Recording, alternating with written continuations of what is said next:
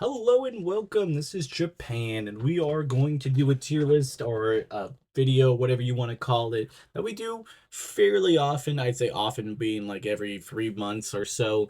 We go over each division. Now we're tackling the women's division right here in WWE on who defeats who for the champion and when do I think it's gonna happen because there's some narrative threads that we never see coming and stuff happens, but from what I can tell, I feel like we do have some stuff that has been said. So I'm really excited to see where we're gonna go with this. So let's just jump into it. So obviously we have the World Heavyweight Championship that is currently vacant. The match is Io Sky versus 70 for core. I think it's Stephanie. I think Stephanie is the champion at that point. I think nothing against Io because Io's one of my favorites. I just don't think it's the time to put her right back in there. It's just kind of crazy. But after this, I want to take that little L and be like, hey, I'm not going to probably talk too much about what title reign we're going to see here because it's impossible to tell on this because we don't even know who's going to be the champion because if you put Io in there, everything changes. It could be Asuka, it could be a bunch of other different people. So I think safe bet. We're just gonna put Stephanie up there because it is switching from vacancy to somebody, so it's a little bit of a cop out. But I'll give you good answers for the rest of them, so it'll be worth it. So next up, we have Tiffany Stratton, our longest reigning women's champion currently. I don't, like see a super close time that she ends up losing here. Like it doesn't feel like it's like gonna happen right away. I really do think she might survive a long portion of this year at it. I'm going to at least think based off of who I'm gonna pick that Crown Jewel could be the earliest that she loses it, but I'm gonna go with Bianca Belair. She is currently hurt. I think she is on the road to recovering, probably back very soon. Jade Cargill is the number one contender. Nia Jax is still in the waiting, trying to get in there too. I honestly don't think either one is going to have an opportunity. They would have pulled the trigger on Jade Cargill if they really thought that what they were going to do before. I really can't see it being pulled unless they just completely want to do Jade Cargill versus Bianca at some point. But I really do think it should be Bianca Belair. I do think that there could like a very small possibility that it's Jade then Bianca, but overall, I think the safe bet is it's going to be Bianca. Next up is Becky Lynch. I think the easiest person here, this is probably the easiest person to pick. It's got to be AJ Lee because they obviously are having this huge feud with her, Seth Rollins, and CM Punk and all that.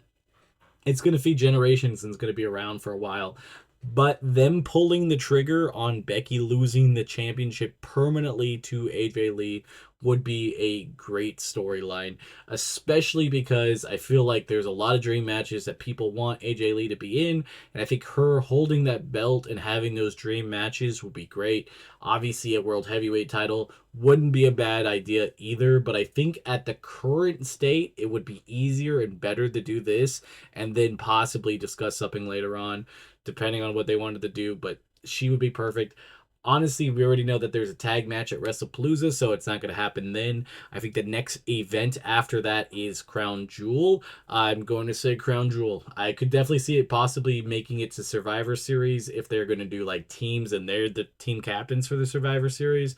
Don't know if that's going to be the case, but they're probably still going to be in that match. But I do think that's where they go with the IC title is AJ Lee. I think it's a no brainer that they should already have that wheels in the ground, which I think we already have the emotions of that. Next up is the U.S. champion Julia. Honestly, she is the hardest person to pick.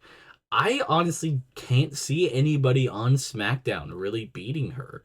I've been racking my brain, and the only person that it could be is somebody coming from like the main event scene and then hitting down or like coming down there. I honestly, this is a shot in the dark, but I'm gonna go with Jade Cargill. I mean, if she doesn't win the heavyweight championship, this would be a better secondary thing to let her do. But I think Julia should hold on to this championship for a very long time, unless they don't really have a plan with her. Honestly, the best bet that they would do is to add other women on here and change the division, and maybe we'll see that. But at the moment, I couldn't see anybody else. Everybody's on Raw that would have an opportunity here that I could think of. Possibly, maybe like Alexa Bliss, or if the tag team got defeated and that they were going to do that. But I think that's still going to lock her up for a long time. With Jade Cargill, I honestly think this would be like a very late of the year thing, maybe like a Saturday night main event, maybe the same one Cena is headlining for his final event. I wouldn't be surprised to have a little bit more star power and have a title change with something like this. Next up, we get the tag team titles. This is going to be a weird one because I really think that there's three teams that really have a good shot. So obviously, the first one we need to talk about is the Kabuki Warriors. I think they are the best team to do this because obviously they're a great tag team. Giving them another tag team reign would be a good idea. Plus, they have so much storyline going on right now that they could easily have them there. So I'm going to go with the Kabuki Warriors as my number one contenders to do this. I think it would be the best idea because they beat them for the titles. It could lead into Asuka versus like Asuka and Rhea against her.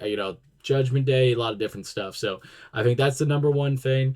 I honestly think too, what you could do if you wanted to skip that and make it even a bigger star powered match, it's Io and Rhea. Like, I really want to see this tag team. I think a lot of people do. It would give both of them a really big platform, and especially if Io loses and doesn't win the heavyweight championship, this is the perfect thing for her to do. So honestly, I'd be down for this. And then last but certainly not least, I'm going to have to just talk about them because it's going to be a thing. But Judgment Day has a pretty good shot of getting it. I do believe they get the tag team titles the minute that Liv is about to come back to set up that whole storyline. I think that's what they're going to do is once they possibly win those titles, you'll know Liv Morgan's right around the corner to come back. I really think that's going to be the story they tell. So I think they will be in this talk. So we'll talk about each one and what side that will, decide to put them in there. The Kabuki Warriors, I could really see this realistically making it to WrestlePalooza this close up. I do think Charlotte Flair and Alexa Bliss should hold on to the titles longer, so Crown Jewel would be a pretty decent spot. Survivor Series, one of those Saturday night main events. I do believe this could just be a random SmackDown, but it's definitely going to lead to them breaking up and having their own feud going into WrestleMania. So I do think it's going to be later on, like a Royal Rumble or something. With Io and Rhea, I do think that would be way sooner. I think that could be like a random Raw that they really want to just pull the trigger on. That could probably, obviously be within the next month.